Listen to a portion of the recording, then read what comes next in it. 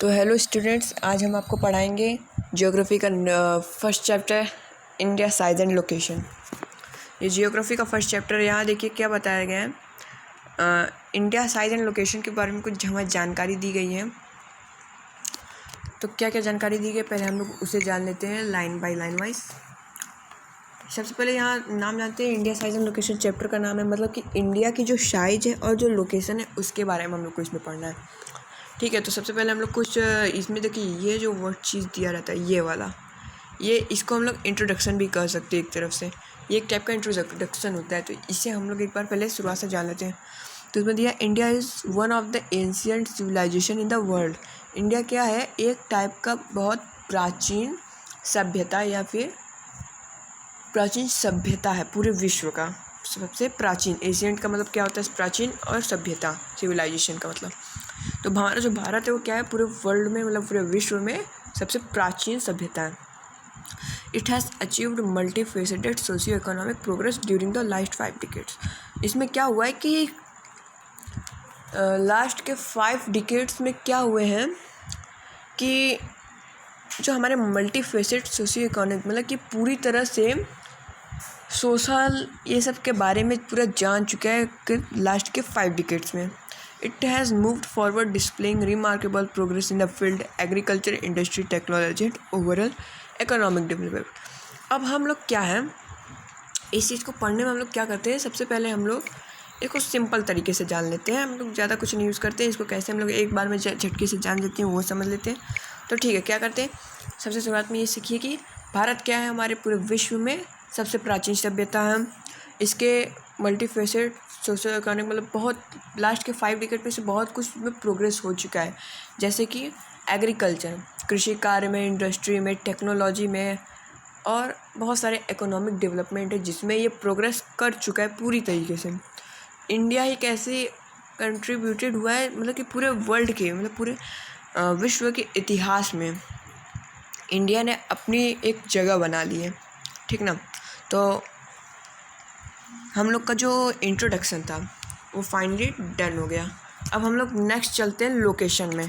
ठीक, तो लोकेशन में क्या पढ़ना है, इसमें ये तो बड़ी सिंपल है, इट्स सो वेरी सिंपल। ठीक ना, लोकेशन में क्या पढ़ना है, India is a vast country lying इंटरली in the northern hemisphere. ठीक ना, इंडिया का एक टाइप का वेस्ट कंट्री है, ये क्या करता है, नॉर्दर्न हेमिस्फीयर की तरफ करता है। अब देखिए यहाँ पे आपको दिख रहा होगा इंडिया हमारा कहाँ है, इस जगह।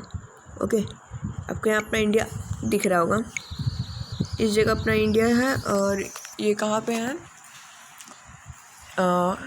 Northern hemisphere. ठीक ना, क्या है कि जैसे कि देखिए इसमें कहा जाता है ऊपरी साइड। ठीक ना, ऊपरी साइड हमारा क्या होता है, नॉर्थ होता है। नीचे से जब ये ऊपर साइड क्या है, अब ये नीचे गया है। ठीक ना, ऊपर साइड नॉर्थ, नीचे साइड साउथ। फिर इस साइड रहेगा तो आपका ईस्ट हो जाएगा, और इस साइड रहेगा तो वेस्ट। तो हमारा इंडिया कहाँ है, अगर हम लोग यहाँ इक्वेटर के बीच से देखें, हमारा इक्वेटर आपको दिख रहा है, ये लाइन हमारी क्या है, इक्वेटर जा रही है। अब ठीक ना, आपको ये डॉट डॉट लाइन दिख रही है, आपको यहाँ पे मैं दिखा रहा हूँ, ये डॉट लाइन जो आपको दिख रही है यहाँ पे पूरी, ये क्या है, हमारी इक्वेटर, जो कि क्या करती है, वर्ल्ड के मैप को बीच से काटती है। तो ये वर्ल्ड मैप के ऊपर हमारा इंडिया है। ठीक ना, इट्स मीन्स कि ये कहाँ किस साइड होगा, हमारा नॉर्थ के साइड होगा। ठीक है ना, इंडिया हमारा किस साइड है, नॉर्थ के साइड। इसीलिए हमें आप पहले बता दिया गया कि इंडिया क्या है, कहाँ इंटरली करता है, नॉर्दर्न हेमिस्फीयर, जिसकी वजह से फिगर 1.1 में, यहाँ पे फिगर आपका 1.1 है, इसमें शो भी किया गया है। ठीक ना, आपको बात समझ में आई। अब देखिए इंडिया क्या है कि कहाँ नॉर्दर्न हेमिस्फीयर की तरफ फिर लाइन करता रहता है। तो इसका जो मेन लैंड है उसका मतलब लैटिट्यूड और लैंगिट्यूड आप लोग समझते होंगे। लैटिट्यूड मतलब कि जो लेटा हुआ होता है। अब इसको मैं सिंपल तरीके से समझाता हूँ। ठीक है, अब ये देखिए ये क्या है हमारा, दिस इज़ अ लैटिट्यूड जो कि लेटा हुआ है, और लॉन्गिट्यूड इस टाइप से होता है जो खड़ा हुआ रहता है। तो इसमें क्या बताया गया है कि इसमें बताना है लैटिट्यूड क्या है इसका, लैटिट्यूड मतलब लेटा हुआ, ये वाला पार्ट क्या है इसका, 8.4 डिग्री नॉर्थ है, 8.8 डिग्री 4 नॉर्थ की साइड में। तो 8 डिग्री 4 के नॉर्थ के साइड में है। तो जब हम लोग ग्लोब को देखते हैं, हाँ, तो 8 डिग्री के 4 के नॉर्थ के साइड में है, इसका मतलब हमारा जो लॉन्गिट्यूड है वो 37 डिग्री साउथ के साइड में है। नहीं, हाँ, तो इधर देखिए लैटिट्यूड हमारा 8.8 डिग्री 4 नॉर्थ है, ठीक ना, और जो हमारा लॉन्गिट्यूड है वो 37 8 डिग्री 4 नॉर्थ से और 37 डिग्री 6 नॉर्थ तक है, ठीक ना। अब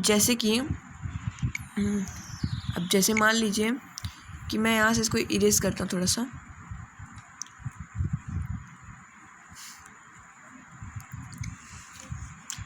अब जैसे कि यहाँ पे देखिए क्या है कि ये लाइन जो आपको दिख रही है यहाँ पे, ये वाली लाइन, ये हमारा हो गया 8 डिग्री 4 नॉर्थ से लेके हमारा कितना तक किया आ जाएगा 37 डिग्री 6 नॉर्थ तक।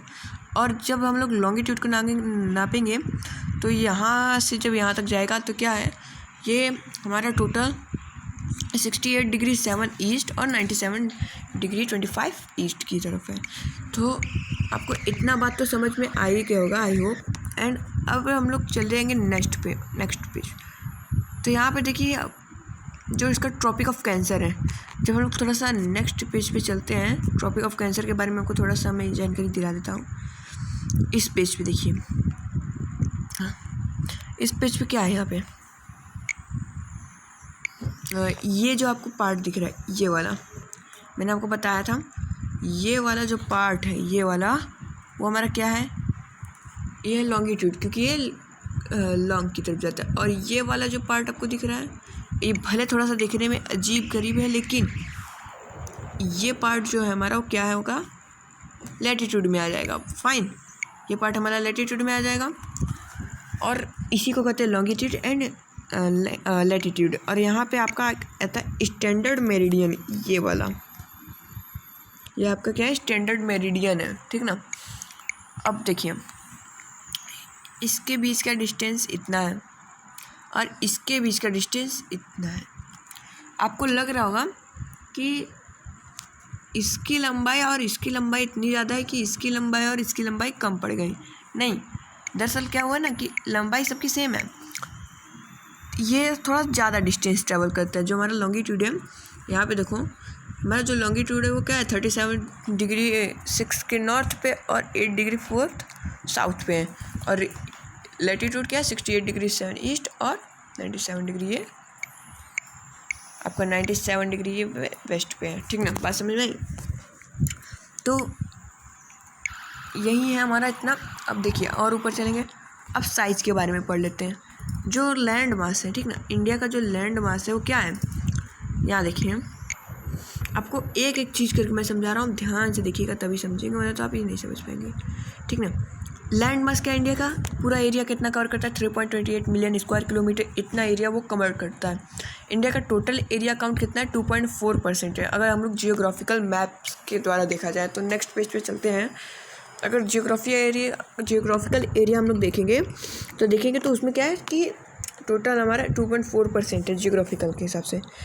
अगर हम लोग फिगर में 1.2 के फिगर में देखें 1.2, तो इंडिया क्या है, यहाँ पे देखिएगा और ध्यान से देखिएगा, यहाँ पे क्या है, हमारा जो इंडिया है वो क्या है, पूरे वर्ल्ड में 7th पे है, ठीक ना, यहाँ पे। और सबसे फर्स्ट पे कौन है, रसिया, जो कि आप सब बचपन से पढ़ते हैं कि रसिया हमारा फर्स्ट नंबर पे और इंडिया 7th लार्जेस्ट कंट्री पे है। अब कैसे हुआ, जो इंडिया है वो क्या करता है, कितना लैंड कवर करता है, ये मेन पार्ट मैं आपको दिखा दे रहा हूँ, आप इन सबको ना याद कर लेना, क्योंकि ये बहुत ज़्यादा ज़रूरी है, बहुत सारे पेपर्स में भी आते हैं। इंडिया का जो टोटल लैंड बाउंड्री है वो 15,200 किलोमीटर है, ठीक ना, ये सब नोट कर लेना।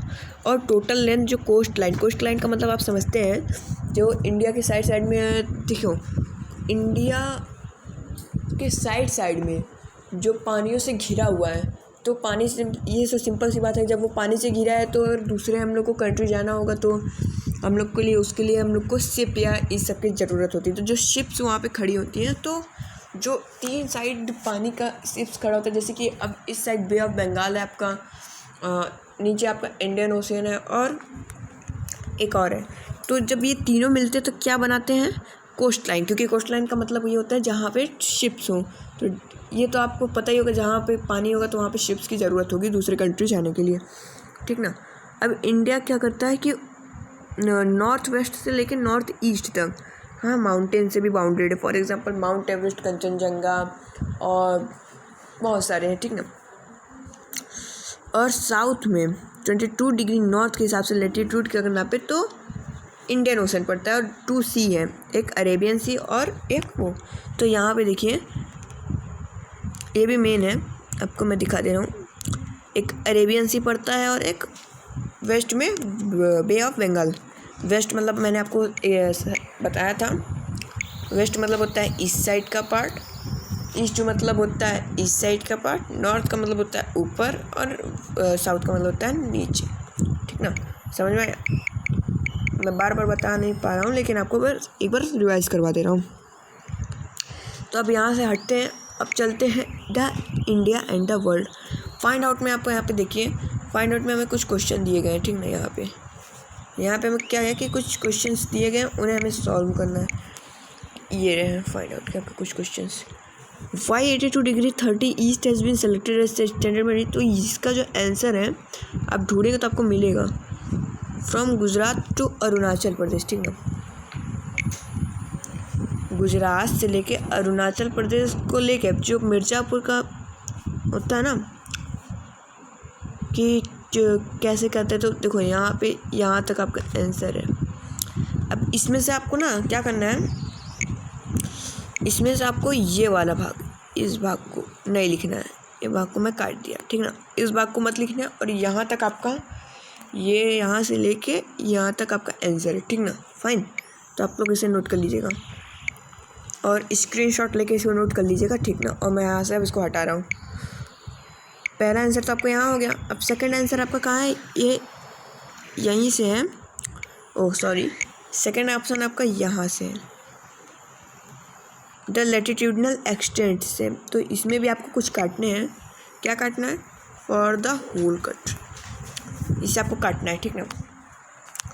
और अब देखिए ये हो गया, आपके दोनों के आंसर हो गए। अब इसे नोट कर लीजिएगा। और हाँ, अगले वाले में मैं आपको इंडिया एंड द वर्ल्ड इसके बारे में इंट्रोड्यूस करवाऊँगा, ठीक ना। अभी तक के लिए इतना काफ़ी है, ओके। तो अब इसी के साथ आपने मेरे साथ इतना पढ़ा है, इसलिए आपको एक स्माइल तो मिलनी चाहिए ना, क्यों भाई। तो इसके लिए अब आपको मिलने वाला है एक प्यारा सा स्माइल। थैंक यू हमारे चैनल को देखने के लिए। Good bye.